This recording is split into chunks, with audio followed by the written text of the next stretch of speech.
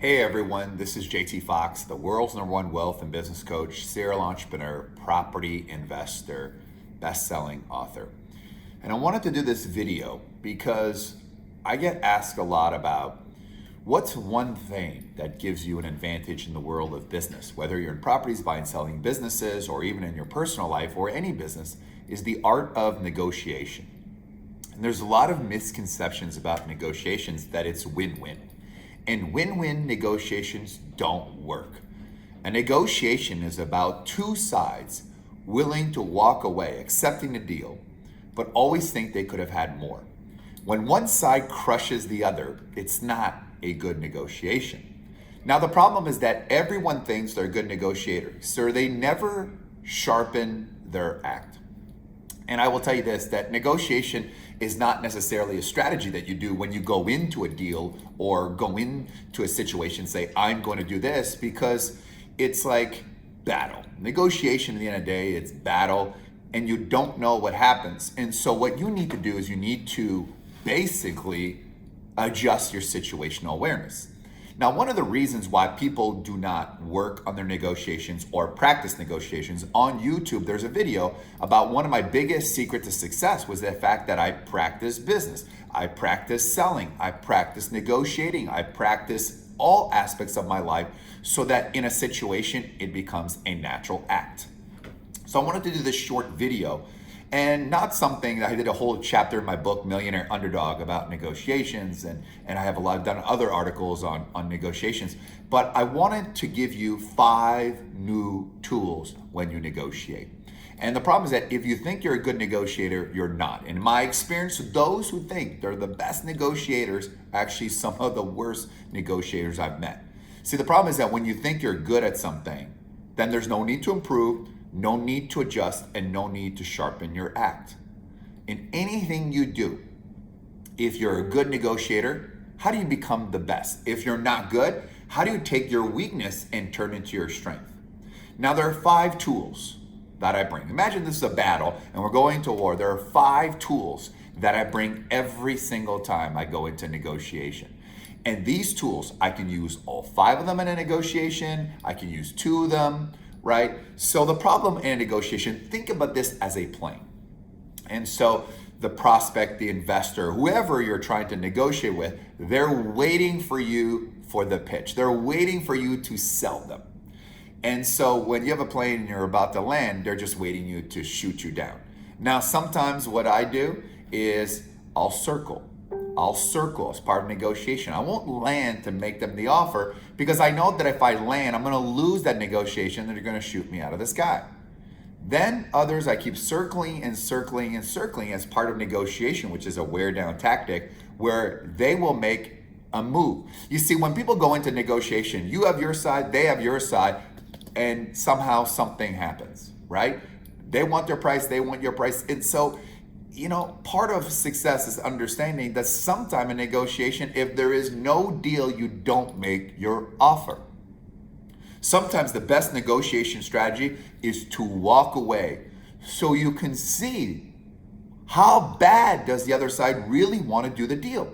Now, you can be the greatest negotiator in the world, but if there's no motivation, there's not an interest to sell you the property, sell you the businesses, or do business with you, or buy your product or your service, it doesn't matter how good of a negotiation. There's just sometimes there is no deals. So one of the tools that I have, one of the weapons that I have is you have to understand there's something called you win, I lose, which is called the competitor, okay? The competition. You go into negotiation and there are people, they just want to beat you. They want to get you down on the cheapest price. They want to, whatever the situation is, they want to win. And sometimes that's the type of negotiation. It's war, and one of them will be a winner, and that's just the type of personality. Now, in my experience, greed, pride, and ego has killed more deals and more opportunities. Now, when you see someone who is competitor, all they want to do is they want to beat you. Use this to your advantage. Feed into that. You're better than me. You're a better negotiator. You're a better entrepreneur. You're so good at this as well. Because when you see that they're this style of negotiation that they want to win, at the end of the day, sometimes they will walk away thinking they got a great deal because they won, even though you really won. Clearly, you can establish this very, very, very early into a negotiation and adapt it. The worst thing that people do in a negotiation is they get emotional and they get personal, okay? Emotional and personal, you'll lose a negotiation every single time. You understand, negotiation is a game. You want something, they want something, right? And you want to make a deal as a result. The second style of negotiation that I've seen and that I also bring to the tool belt is called the collaborator. Let's work together, right? This is very effective when you're dealing with a left-brainer, analytical, overthinking, introvert, not good at selling, very kind of like, I'm afraid, is this a scam type of thing? So it's a very effective, hey, let's work together. Let's collaborate. Let's come together as well.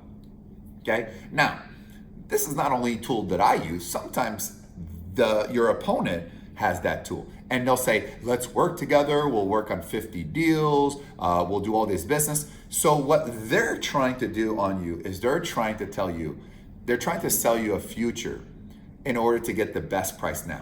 But in my experience, a lot of time you get a one-time deal and a one-time sale. So what you need to say in response to that is, "Listen, I agree, I want to work, but let's start with this one."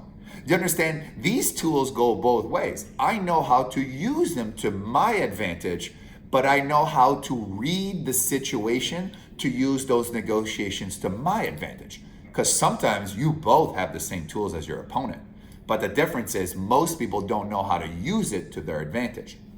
Number 3, let's middle it. Right? In a negotiation, it's probably the term I hate more, 100,000, 125, let's just middle it. I absolutely hate, because that is a lazy way of doing a negotiation. Let's middle it. If they're willing to middle it, they're actually win. So whoever is saying middle it, right? So your offer is 100,000, they want 150, let's say, let's just middle it to 125. I tell you 9 out of 10 times, say, fine, I'll do it 130 right here, right now. Because if they were willing to middle it, they're willing to go higher. Your term middle it sounds like it's a fair negotiation. But when the other person is doing it, that means that they are trying to get the benefit out of it. They're not doing it out of, well, let's both win here together. They're trying to use it as a weapon for you to agree to their terms and control the negotiation. Then I'll agree to that. That's called the yielder negotiation. So a lot of times, especially sometimes people want a long draw. They want this, they want this, they want this, and they're trying to control everything.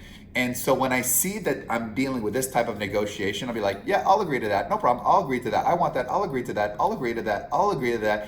I'll agree to that. And then when it's time for my terms, I'll be like, well, hold on. I've agreed to 10 other of your points so far. I need you to give me this one, even though the other 10 were completely inconsequential. See, sometimes people want to put so much in a negotiation. They want to complicate it, or whatever's in their brain, they want to regurgitate as much as possible. Use that to your advantage, the yielder. Yeah, and so I know that, just like I know the competitor negotiation from the start, I also use the yielder. The yielder like to complicate things, and I can see this way. They're going to make this a complicated type of conversation. Everything has to be drawn out. Everything has to be by the dot. It's their personality. Use this to your advantage. And then there's the avoider.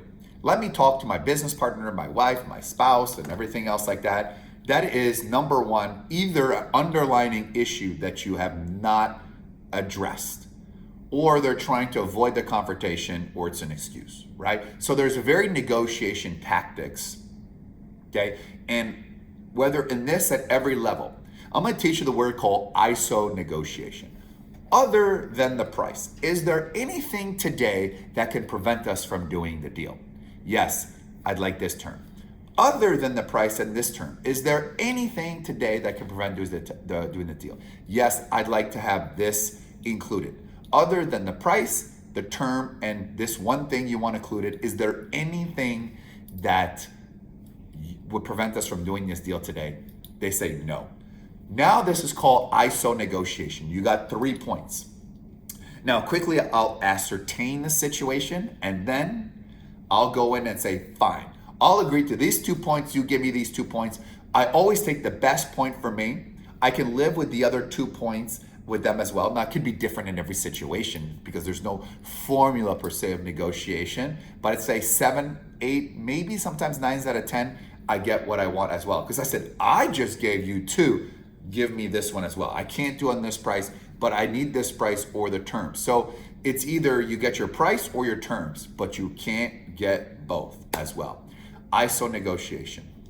And so as you can see, I've given you a lot about negotiation, and negotiation is not an art. It's a big mistake that people make, and I use this when I'm buying and selling businesses. I use this in property investing. I use this in negotiating products and services, but the rules of negotiation have completely changed, especially post-pandemic. People are tighter with the money, people are more afraid, and so what you need to do is you need to bring every tool to the battle, which I'm going to teach you. Now, before this started, I would go on stage and sell my programs up to $5,000. People would run to the back and buy my program, go to my 2-day event. But how you change is how you succeed. I adapted, I innovated. So what I'd like to do is I won't charge you 5, 10,000, 1 billion, 1 trillion, 15,000. I'm just gonna charge you $20. I will charge you $20 for my negotiation course called Negotiate Your Way to Millions. How I've done it in business, in real estate, and every other industry for $20. But I'm not only gonna give you that one course, I'm gonna give you another 50 of my courses. Marketing, sales, real estate, business growth, how to be 100% focused 100% of the time, how to read body language, how to raise capital, how to be more confident, how to procrastinate less, millionaire time management secrets, every coaching I've ever done. 4,000 hours of content for $20. That is correct. I'm disrupting the industry. Now, I think everyone who's watched these types of videos would see, and there's a $997 program, and there's nothing wrong with that. Okay, there's nothing wrong with that. There's nothing wrong with buying. I know sometimes people say, oh, it's wrong in selling products and they're all scams. University is a scam because I spent $8,000 in university in Canada. Had I done it in America, I would have spent 50,000 and maybe I'd still be paying it off like so many people, man. And no one ever says anything about that. You know, the problem is that school didn't teach me how to negotiate, didn't teach me how to brand, didn't teach me how to market, didn't teach me how to sell. 3A plus 3Y over X equals 2, whatever that is. Teaches me how to think. So now I'm gonna give you everything I know for $20 by going to millionaireflix.com. And whether you want to listen to the negotiation course and go deeper on this, take your weaknesses and turn to your strength, or take your strength and make it a dominating. I hope this video was very, very useful for you.